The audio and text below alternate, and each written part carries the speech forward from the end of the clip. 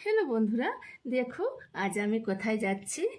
চোখ ধাঁধানো, মন মাতানো একটা জায়গা, যা দেখলে তোমাদের সবারই ভালো লাগবে। আর যারা প্রকৃতিপ্রেমী বা ফুলপ্রেমী বিশেষ করে তাদের খুবই ভালো লাগবে। আমার সাথে থাকো আর ভিডিওটি পুরো দেখো আর উপভোগ করো। এই ফুলগুলো দেখে আমার ভীষণ ভালো লাগলো, তাই তোমাদের সাথে শেয়ার না করে পারলাম না। দেখো গাছ ভর্তি কি সুন্দর ফুল, পাখির আওয়াজও তোমরা শুনতে পাচ্ছ। সব মিলিয়ে মন মাতানো জায়গা।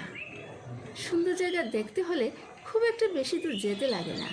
আমাদের আশেপাশে অনেক অনেক সুন্দর জায়গা আছে।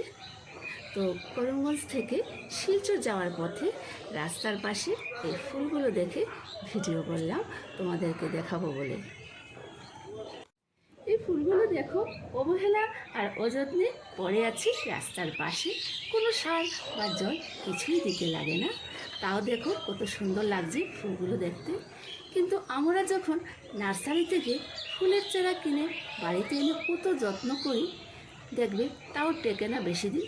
বিশেষ করে গোলাপ ফুল দেখবে এত যত্ন করার পরও পাপড়িগুলো ঝরে যায়।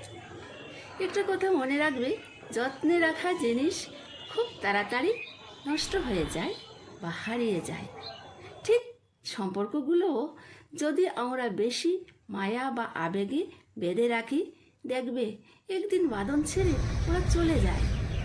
আর অবহেলায় যারা থাকে তাদেরকে হারানোর ভয় থাকে না।